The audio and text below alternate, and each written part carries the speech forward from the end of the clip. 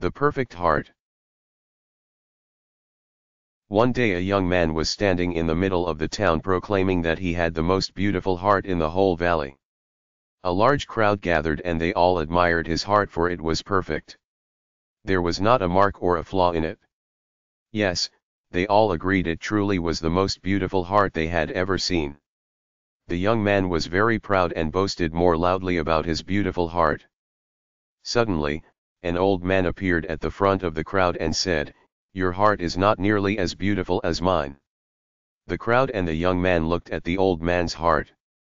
It was beating strongly, but full of scars. It had places where pieces had been removed and other pieces put in, but they didn't fit quite right and there were several jagged edges. In fact, in some places there were deep gouges where whole pieces were missing.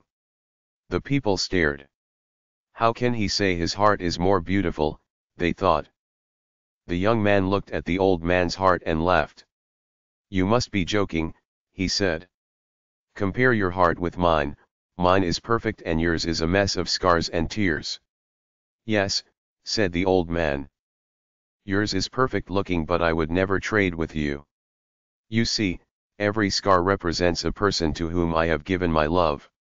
I tear out a piece of my heart and give it to them, and often they give me a piece of their heart which fits into the empty place in my heart, but because the pieces aren't exact, I have some rough edges, which I cherish, because they remind me of the love we shared.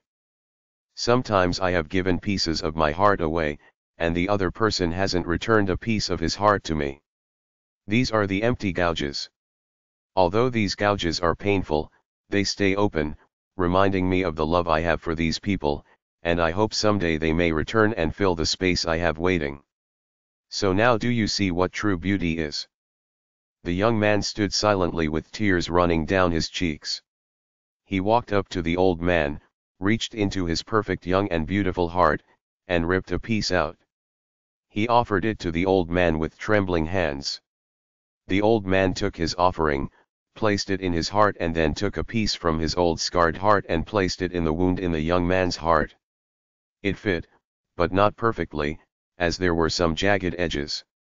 The young man looked at his heart, not perfect anymore but more beautiful than ever, since love from the old man's heart flowed into his. They embraced and walked away side by side.